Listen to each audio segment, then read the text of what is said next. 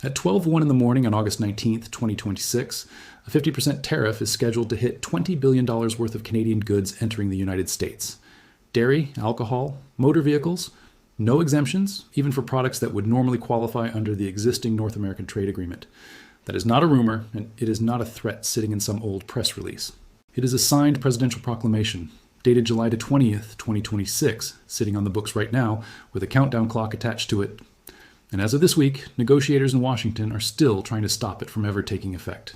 This is the story of how a trade relationship that has functioned mostly peacefully for more than 3 decades ended up on the edge of a cliff, the word used deliberately by Canada's own chief trade negotiator.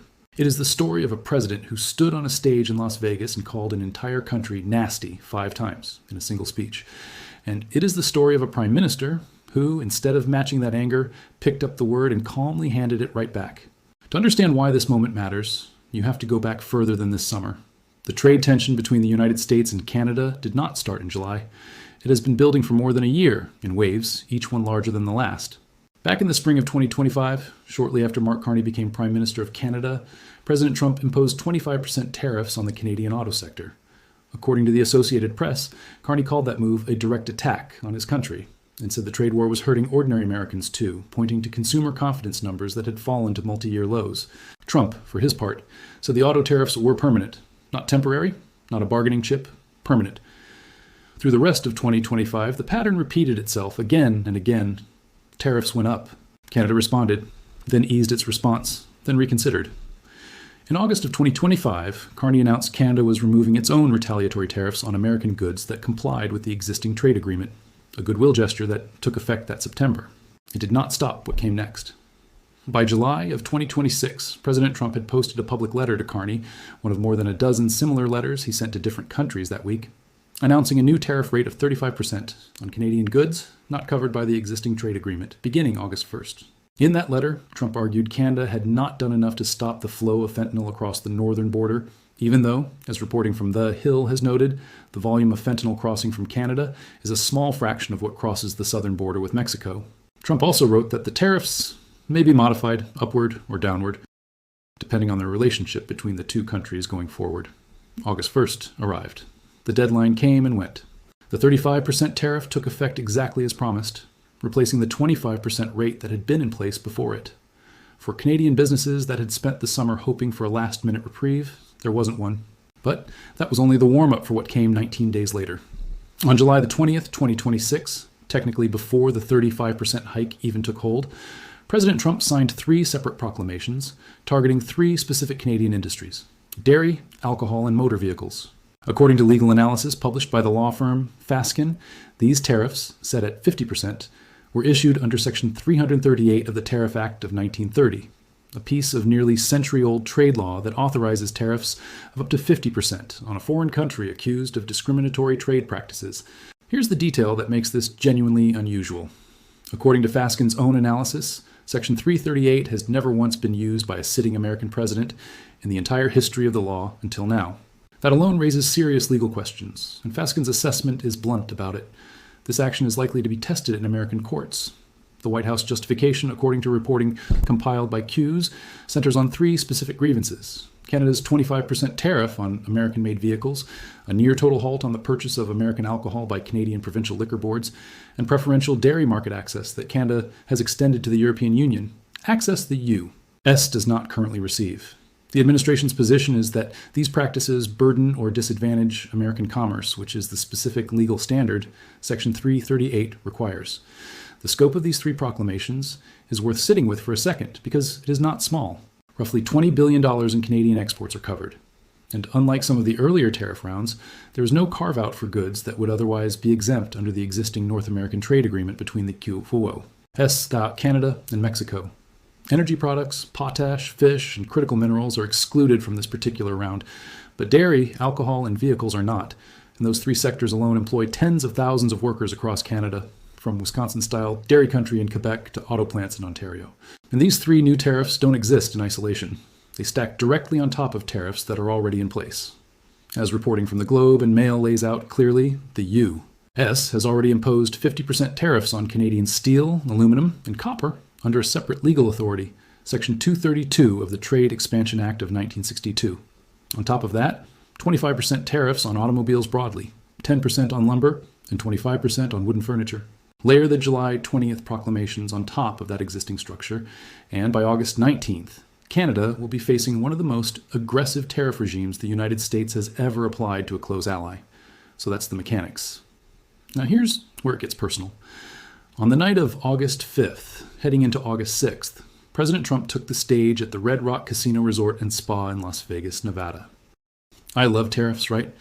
Because we've been screwed by tariffs used against us for years, Trump told the crowd, according to a transcript captured by Radio Canada. He then listed off the countries he believes have taken advantage of American trade policy: China, Japan, South Korea, Germany, and then added Canada to that list as the crowd cheered. Then he went further. Multiple outlets, including CBC News and Radio Canada, independently confirmed that Trump used a specific word to describe Canada and its government: nasty. He said it 5 separate times over the course of the speech. Canada's nasty. They are. They're nasty, Trump said, according to the CBC transcript. I love the people, but they're nasty. Nasty leadership. This wasn't an offhand remark buried in a longer speech. It was repeated, deliberate, and aimed squarely at Canada's government, even as Trump insisted he still liked the Canadian people themselves. For a trade relationship already under strain, it was a notable escalation in tone, even if the tariff numbers hadn't moved that night. The next day, reporters caught up with Prime Minister Mark Carney at an event in Saguenay, Quebec, and asked him directly about being called nasty by the President of the United States. What happened next surprised a lot of political observers on both sides of the border. Carney didn't get defensive. According to reporting from CBC News and later confirmed by the New York Times, Carney actually laughed when the question came up. Then, speaking in a mix of French and English, he responded with something closer to dry humor than outrage. Yes, this is a tough negotiation, Carney said. We can change the adjective. You can say nasty, but, this is a question of Canadian jobs. It's a question of the future of Canadian businesses. Later that same day, when pressed further by reporters, Carney offered a slightly more direct response, one that CBC and CP24 both captured on camera. Whatever adjective is used, yes, we're standing up for Canadian workers, for Canadian businesses, as we always have from the start. Carney also mentioned that he had spoken with Trump by phone the previous week and said more conversations were expected. There was a second moment from that same news cycle that's worth including, because it shows just how far the personal dynamic between these two leaders had shifted. According to reporting from Time magazine, Carney also took a lighthearted jab at Trump after his own teleprompter briefly malfunctioned during a public appearance. I would like to inform you that the teleprompter has ceased to function, Carney reportedly said. Unlike a certain world leader, I do not view this as a conspiracy. That was a clear reference to an incident from September of 2025, when Trump's own teleprompter failed during a speech at the United Nations General Assembly, and Trump publicly suggested UN staff had sabotaged him on purpose. Trump has not, as of this recording, publicly responded to Carney's comment about it. So, on the surface, this looks like political theater. Insults, punchlines, a prime minister refusing to take the bait. But underneath all of that, the actual negotiations were moving, and moving fast. Less than 24 hours after Trump's Las Vegas speech, Canada's Trade Minister, Dominic LeBlanc, and Chief Trade Negotiator, Janice Charette, sat down with United States Trade Representative Jameson Greer in Washington. According to LeBlanc's own office, the meeting had originally been scheduled for just 30 minutes. It ran for more than an hour and a half instead. Hours later, LeBlanc posted on social media that the discussion had been constructive and detailed, and that it focused on striking what he called a comprehensive deal addressing sectoral tariffs, one that would benefit Canadian workers, farmers, and businesses. That meeting in Washington was not a one-off. According to a report published by KFGO and sourced to Reuters, that August 6th session was actually the 4th meeting between LeBlanc and Greer in just 3 weeks. Charette, along with a team of 4 or 5 senior officials from Canada's Foreign Affairs, Finance, and Agriculture ministries, has been engaging with her American counterparts on a near-continuous basis as the August 19th deadline approaches. And the tone of those meetings, according to reporting from the Globe and Mail published just a few days ago, has been noticeably sharper than the public back and forth over the word nasty. Citing 5 separate sources briefed on the discussions, the Globe and Mail reported that Charette delivered a direct warning to her American counterparts. If the White House goes ahead with the new tariffs on August 19th, it would represent what she called a cliff, a moment that risks halting the negotiations altogether. 4 of the 5 sources told the Globe and Mail that Charette specifically cautioned the Americans about the public mood inside Canada, warning that following through on the tariff threat could permanently sour public opinion in ways that would make a deal much harder to reach, even after the fact. That's a serious warning, delivered through serious diplomatic channels, not through a press conference. And it tells you that inside the actual negotiating room in Washington, both sides understand the stakes go well beyond dairy quotas and aluminum tariffs. This is about whether the U.S. Canada relationship, one of the closest economic partnerships in the world, can survive an administration willing to use tariffs as a blunt instrument against even its closest allies. So where do things actually stand heading into the deadline? According to a report from IDN Financials, citing Reuters and CBC News, the United States presented Canada with a new offer on Tuesday, August 11th, proposing to reduce several of the tariffs currently on the table. But according to two separate sources cited by CBC, Canadian officials involved in the talks considered the American offer to fall well short of what Ottawa was looking for. And as of that point in the week, Canada had not accepted the proposal. Just 2 days later, on August 13th, the tone from Ottawa shifted to something more optimistic. Reuters reported that a Canadian government source directly familiar with the negotiations said talks were progressing well, and notably, that Washington also appeared to want a deal finalized before the August 19th deadline hit. Now, what I'm seeing right now in terms of the negotiations, it seems to go quite well, the source told Reuters, adding that there were positive aspects coming from the American side as well. That same source made a point of saying that everything remains on the table right now, including, in their words, the broader relationship between the two countries.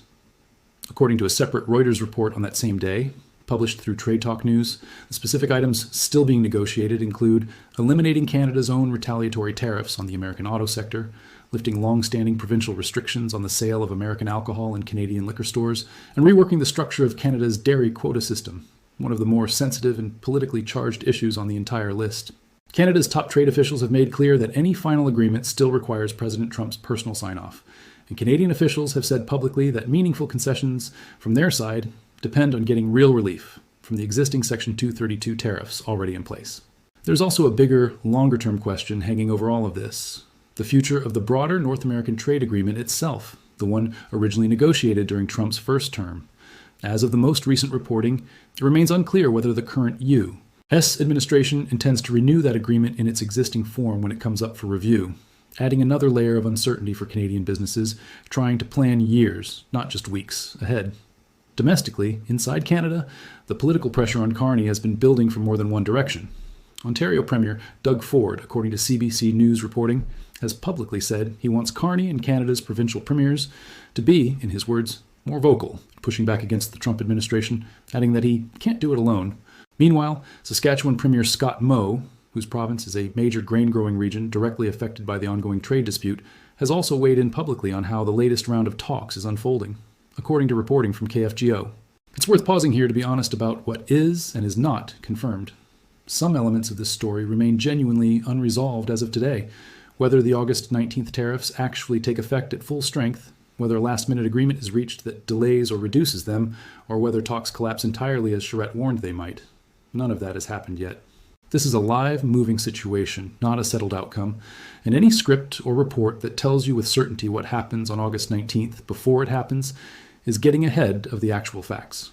What we do know from named officials and verified public statements is the structure of the tariffs already signed into law, the public exchange between Trump and Carney, and the state of negotiations as reported through this week. There's also the legal question sitting underneath all of it. Because Section 338 of the Tariff Act of 1930 has never been used before by any American president, legal analysts at firms like Fasken and Holland and Knight have both noted that the authority for these specific tariffs is likely to face challenges in American courts, separate entirely from whatever happens at the negotiating table. That means even if the tariffs do take effect on August 19th, their long-term survival isn't guaranteed by the diplomacy alone. It may ultimately be decided by judges, not just trade negotiators. There's an earlier episode from this same trade fight worth including here, because it explains a lot about why trust between Ottawa and Washington is so thin right now. According to an interview with Mahmoud Nanji, a fellow at Western University's Business School and a former Associate Deputy Finance Minister for Ontario, published through the Canadian press, the most intense period of negotiations before this current stretch actually happened back in October of 2025, and it collapsed almost overnight. Ontario had launched a television ad campaign criticizing tariffs, built around archival footage of the late U.S. President Ronald Reagan speaking out against protectionist trade policy nearly 40 years earlier. That ad went viral, and President Trump responded with a series of posts on his social media platform, Truth Social, lashing out at the province over it. According to Nanji, that single ad campaign was enough to scuttle trade talks that had been progressing at the time. Nanji's read on the current moment is that the last 10 days heading into this new deadline represent the most intense stretch of negotiation since that October collapse, and that both Ottawa and Washington are now under real pressure to land a deal, not just posture toward one.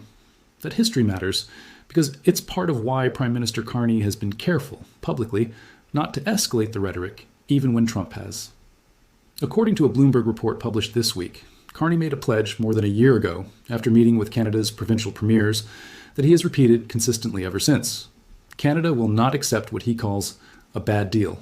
Bloomberg's reporting frames the current stretch of negotiations as the sharpest test yet of that pledge, precisely because the tariffs bearing down on August 19th are so large, because it remains genuinely unclear how much room Trump is willing to give on the underlying Section 232 tariffs, the ones that would likely stay in place even if a broader agreement is reached. It's also worth being specific about exactly what the United States is asking Canada to do in these final days of negotiation, rather than leaving it vague. According to detailed reporting from the Globe and Mail, American negotiators are pushing Canada to accept formal export quotas on steel and aluminum, remove Canada's own retaliatory tariffs on American products, including autos, allow American alcohol back onto Canadian store shelves, eliminate provincial procurement restrictions that favor Canadian suppliers, and accept Washington's interpretation of how Canada's dairy quota system should be structured going forward. Separately, U.S. Trade Representative Jameson Greer has said publicly, according to reporting from the Canadian Press News, CA, that the threatened 50% tariffs are specifically a response to three things: provincial bans on American liquor sales, Canada's supply-managed dairy system, and quotas Canada maintains on certain American vehicles. That's a narrower, more specific rationale than the broader discriminatory trade practices language used in the original Section 338 proclamations, and it gives you a clearer picture of exactly what a final deal would likely need to address. There's also a detail worth flagging about how far apart the two sides may still be on timing itself, even with the negotiations moving quickly. According to CTV News reporting, Canadian officials confirmed that trade negotiators from both countries were hoping to have a completed outline of a deal ready to present directly to President Trump before the deadline arrived. But according to a senior source close to Canada's negotiating team, cited by CTV News, there were indications that Trump himself had not yet been fully briefed on the state of the talks as of earlier this week, which raises a real question about whether any deal negotiators reach at the working level can actually be finalized and signed off on in time. Given that, as reported earlier, any agreement ultimately requires the president's personal approval. Independent trade experts, meanwhile, are notably less optimistic than the diplomatic language coming out of Ottawa this week. Colin Robertson, a former Canadian diplomat and veteran of the original NAFTA and CUSMA negotiations, who now serves as vice president and fellow at the Canadian Global Affairs Institute, offered a blunt assessment to BNN Bloomberg just ahead of the deadline. "I don't know how this all ends, but right now it looks like it's going to end in tears," Robertson said. According to that same BNN Bloomberg interview, Robertson's core concern isn't really about any single tariff line item. It's about political will. He argued that, unlike prior American administrations, the current president has no underlying ideological resistance to tariffs at all. He treats them purely as a tool to be deployed whenever useful, rather than as a last resort reserved for genuine trade violations. That framing, according to Robertson, is what makes this round of negotiations fundamentally different from anything Canada has navigated with Washington before. Brian Clow, a former deputy chief of staff who advised previous Prime Minister Justin Trudeau specifically on Canada-U.S. relations, and now advises companies on cross-border and geopolitical risk, offered a more measured but still cautious view to the Globe and Mail. Clow noted that the sheer intensity of the current round of talks is itself meaningful. "It means there's a real chance for a deal," Clow said, but he added a clear caveat. "Intensity alone doesn't guarantee an outcome." With only about a week left before the deadline at the time of his comments, Clow pointed out there was very little time remaining to work through genuinely complex technical policy questions, while also getting Canada's provinces on board with whatever final terms are reached. "The frenzied pace doesn't necessarily mean a deal will come together," Clow said, pointing back to the uneven stop-and-start pattern that characterized trade negotiations during Trump's first term in office as well. Zoom out for a moment, and what you're watching is a genuinely unusual moment in the history of one of the world's most integrated economic relationships. The United States and Canada share the longest international border in the world, and for decades, cross-border trade in autos, energy, agriculture, and manufacturing has been treated as close to seamless. What's happening right now with proclamations under century-old tariff law, a president publicly calling an ally nasty from a stage in Las Vegas, and a prime minister responding with something closer to a shrug than a counterattack, is not how this relationship has typically operated. Whether that's a temporary rupture in an otherwise durable partnership or the start of something more permanent is genuinely still an open question, and anyone claiming to know for certain right now is guessing. Before wrapping up, here's a clear account of where these facts came from and what still needs to be watched closely. The tariff proclamations, their legal basis under Section 338, and their August 19th effective date are confirmed through legal analysis from the law firms Fasken and Holland and Knight, along with reporting from CUSIS. Trump's Las Vegas remarks are independently confirmed through CBC News, Radio Canada, and Time magazine, each of which captured matching quotes from the same speech. Carney's responses are confirmed through CBC News, CP24, and the New York Times. The state of ongoing negotiations, including the cliff warning and the most recent Washington meetings, comes from the Globe and Mail, Reuters, and CBC News, reporting from the past several days. What remains unverified and genuinely unresolved is the actual outcome on August 19th itself, the ultimate fate of the broader North American trade agreement, and how any of this holds up if it reaches American courts. So here's the real question worth sitting with. When two countries this closely tied together, economically and historically, end up trading insults on a public stage while their negotiators are quietly racing the clock in Washington, what does that tell you about where this relationship is actually headed? Is this the kind of rough patch that gets smoothed over once a deal is signed, the way it has more or less every time before? Or is something more fundamental shifting in how the United States treats even its closest allies? I'd genuinely like to know what you think and where you draw that line. Thanks for watching, and I'll see you in the next one.